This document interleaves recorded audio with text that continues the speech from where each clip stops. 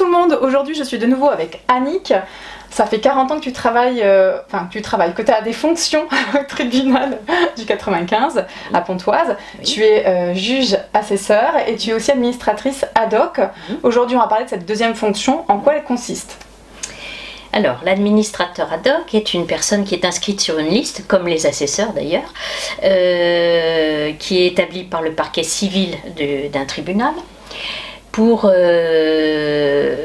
représenter des enfants en justice, tous les enfants mineurs, enfin entre 0 et 18 ans, qui ont besoin d'être représentés en justice, soit parce qu'ils sont victimes, soit parce qu'ils ont besoin d'une représentation parce que leurs parents sont défaillants, soit parce qu'ils sont placés, enfin il y a diverses raisons.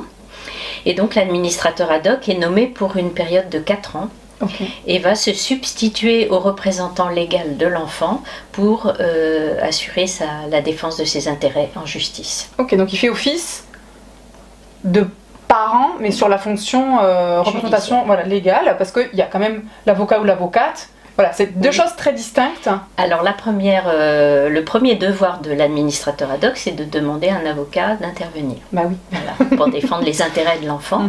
Et on va œuvrer de concert. C'est un binôme qui va suivre et accompagner l'enfant tout le temps de la procédure judiciaire. Alors il y a 2 volets, il y a le volet civil et le volet pénal.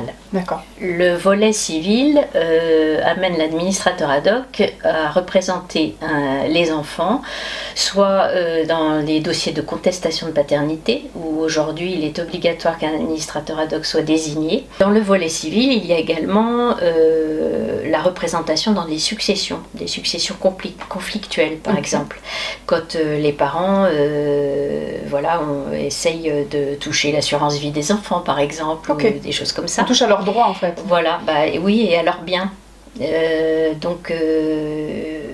Comment ça se sait ça ? Par exemple, si moi j'ai fait une assurance vie sur mon enfant, je décide de taper dedans, qui peut le savoir et c'est pas évident, je pense qu'il y en a très très peu qui sont mis à jour. C'est ça. Mais en fait, souvent il y a un problème dans la succession parce que justement on se rend compte que par exemple la personne, je prends l'exemple d'une dame qui est veuve, on se rend compte qu'elle a un train de vie qui correspond pas tout à fait à son salaire, donc on commence à mettre le nez dedans, on s'aperçoit que elle touche les allocations de son enfant, etc. Donc l'administrateur ad hoc va intervenir et on va lui confier la gestion de tout ça. D'accord, mais du coup, l'administrateur ad hoc intervient à la demande de qui ?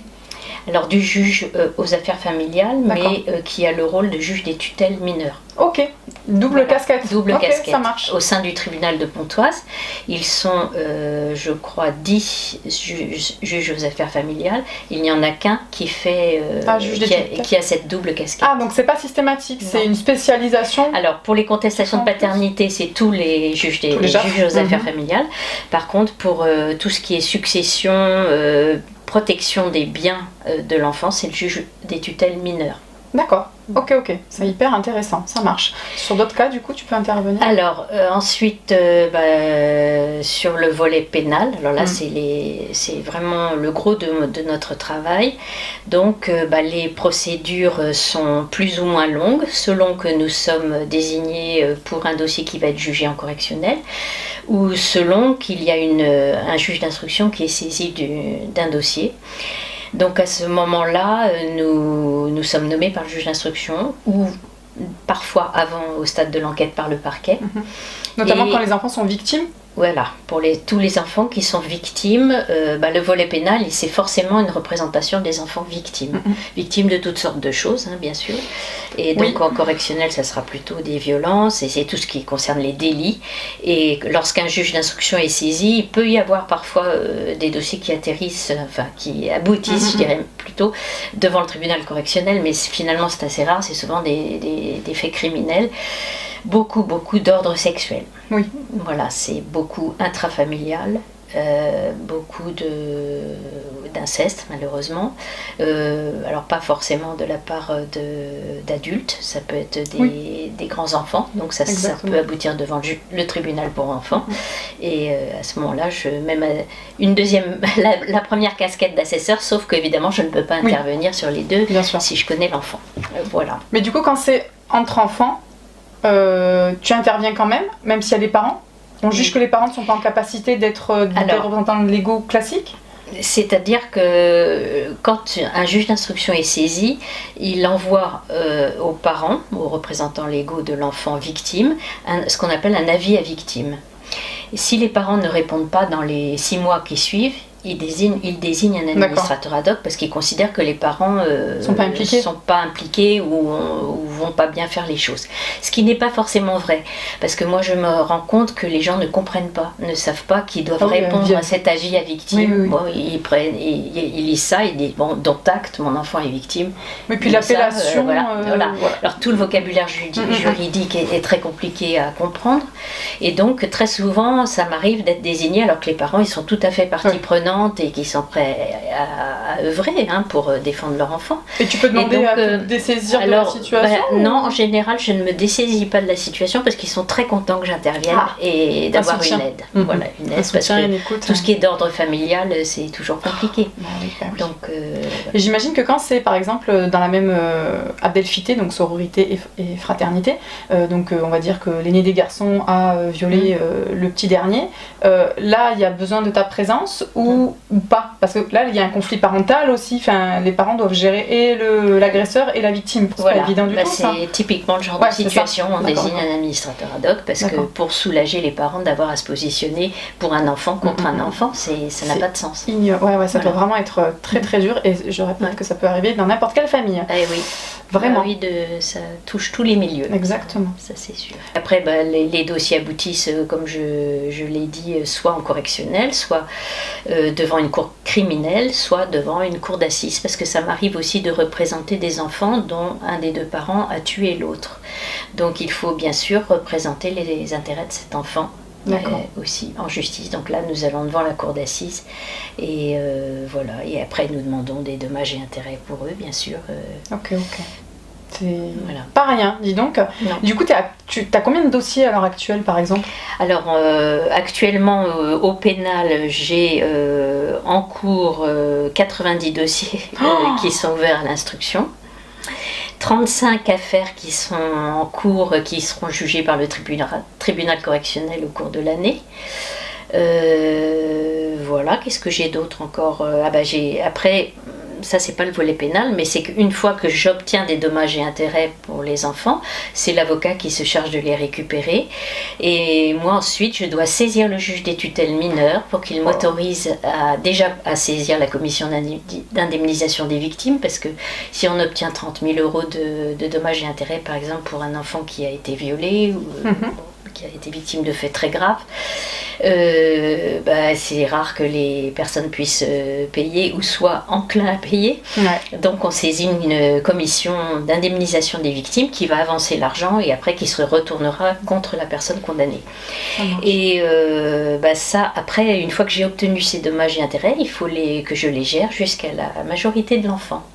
Voilà, donc là encore une centaine de dossiers. Charge incroyable. Voilà, dont je dois justifier auprès des juges des tutelles tous les ans au début de l'année. Ouais. Ok. Donc une fonction passionnante, mais très très prenante, et voilà, qui malheureusement n'appelle pas beaucoup de candidatures, et je cherche. En même temps, si j'ai bon souvenir, c'est pas très bien payé, ça demande beaucoup de temps et d'argent. Enfin, la justice, l'État encore fait des choix qui sont pas stratégiques. C'est toujours pas une profession. Pourtant, moi, j'adhère à la Fédération nationale des administrateurs ad hoc. Ça fait des années que la fédération demande à ce que ça soit professionnalisé, parce que tous les tribunaux en manquent. Tout ce que tu décris, c'est une somme de énorme, temps. Et donc ça reste une fonction avec des indemnités forfaitaires dérisoires. T'es payé tous les mois, à l'année, à la fin du dossier quand il est clôturé? Oui, à la mission. à la mission. Et en fait, oui, en gros, quand le dossier est clôturé, quand il est jugé, quand c'est des dossiers d'instruction, alors en plus maintenant il y a des délais à respecter, donc j'en ai loupé beaucoup comme ça. Par exemple, on a 1 an pour déposer le dossier quand on a l'avis de fin d'instruction. On a 1 an pour déposer le dossier et souvent les affaires sont jugées 2 ou 3 ans après. Donc il ne faut pas oublier de déposer son dossier pour dire voilà, j'ai fait tout ce travail-là. Donc il faut justifier de tout. Voilà. Donc ça prend beaucoup de temps aussi. Bon, je pense que quand ça sera professionnalisé, je pense qu'il y aura déjà plus de gens. Parce que clairement, là, c'est vrai qu'avec tout ce que tu racontes et la réalité du terrain, alors, est-ce qu'on peut choisir les dossiers? Est-ce qu'on nous les donne au compte-gouttes comme ça? Est-ce qu'on peut refuser les dossiers? Est-ce qu'on est libre un peu? Oui, on est toujours libre de refuser. Ceci dit, si moi je refuse à l'instruction, il n'y a personne. Donc, il y a une autre administratrice ad hoc, mais qui est éducatrice par ailleurs et qui a donc très peu de temps. Autre question, Annick, est-ce qu'on peut te choisir? On se dit, tiens, là, on m'a dit que sur ma situation, il y avait un administrateur ou une administratrice ad hoc. Est-ce que je peux choisir Annick? Alors, c'est le juge qui choisit l'administrateur ad hoc sur la liste qui est établie par le tribunal. Alors, à Pontoise, ils n'ont pas beaucoup le choix, puisque nous ne sommes en fait effectivement que 2, puisque la 3e a dû déménager, donc elle n'est plus du ressort du tribunal. Et donc, ça tourne forcément beaucoup sur les mêmes. Exactement. Et ça se fait, alors j'imagine que quand il y en a, on va dire une dizaine ou plus, le ou la juge se dit, en fonction de tel profil de la situation, tel professionnel sera adapté. Voilà, donc il fait des liens. Toi, évidemment, on sait que c'est toi tout le temps. 95. Vous avez de la chance, investi professionnel, Annick. Donc j'ai envie de dire, c'est une très belle chose. Alors, une dernière question. Comment ça se passe ce lien avec l'enfant? Parce que tu es mandatée, tu es obligée d'être présente. Comment ça se passe de créer le lien avec un enfant qui est soit trop petit, soit qui n'a pas envie que tu sois là parce qu'il ne te connaît pas, ou comment ça se passe? Alors il faut évidemment adapter en fonction de l'âge de l'enfant, de la gravité de la situation, du rapport qu'on va avoir avec la famille. Bon, très honnêtement, ça se passe en général très bien. Donc si l'enfant est maintenu dans sa famille, je vais prendre contact avec la famille, je vais fixer un rendez-vous pour les rencontrer, leur expliquer qui je suis, bien spécifier que je ne suis ni éducatrice ni avocate, mais que je redéfinis bien la mission. Si l'enfant est placé, eh bien je prends contact avec le service éducatif qui le suit et on organise une rencontre avec les éducateurs et on va travailler de concert, alors soit avec les parents, soit avec le service éducatif. Et du coup avec l'enfant, est-ce que tu as un vrai travail, c'est-à-dire tu vois souvent l'enfant, tu l'informes dès qu'il y a un changement de quoi que ce soit, ou tu passes par justement les adultes? Comment se fait le lien, justement cette articulation? Alors très souvent, pour les petits enfants, évidemment, je suis obligée de passer par les adultes. Pour les jeunes, les deux. Il arrive que j'ai une relation de grande confiance avec les jeunes que je représente, donc là, je les appelle directement. Mais j'essaye toujours de tenir au courant l'adulte responsable civilement de l'enfant, parce que c'est important quand même. Après, la confiance, elle s'instaure petit à petit. Évidemment, mon rôle est très très différent avec les plus grands qu'avec les plus petits. Les plus petits, je les vois le moins possible, je dirais, parce qu'à chaque fois, on les replonge dans un passé difficile, alors qu'on est en train de construire un avenir beaucoup plus positif. Oui, puis tu es associée au tribunal, toi. Ils te voient au tribunal, les enfants. Pas forcément, non. Au départ, je les rencontre avec l'avocat, souvent au cabinet de l'avocat.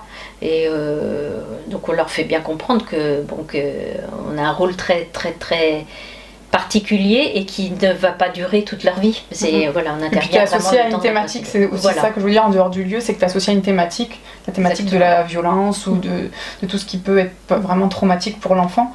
Heureusement pas tout le temps, parce que tu as listé quand même une quantité assez différenciée, les successions, on n'est pas sur du trauma, même si c'est chiant, on est sur des trucs administratifs, ça n'a rien à voir. Ok, très bien. Bon, parfait. Est-ce qu'il y a quelque chose que tu voudrais rajouter, Annick, sur cette fonction? Cette fonction, elle est passionnante. Franchement, on a la chance de travailler avec des gens qui sont hyper compétents, que ce soit les magistrats, les experts psychologues, les médecins des UMJ. Quand je vais à des expertises à Paris, que je rencontre les grands professeurs en pédiatrie, c'est vraiment, moi j'estime que j'ai beaucoup de chance. Donc c'est une fonction, j'aimerais que beaucoup de personnes partagent avec moi cette expérience. Bon, on vous y invite en tout cas, d'où l'intérêt de cette vidéo. Merci beaucoup Annick. Avec plaisir. Merci à vous de nous avoir écoutés, on vous dit à bientôt.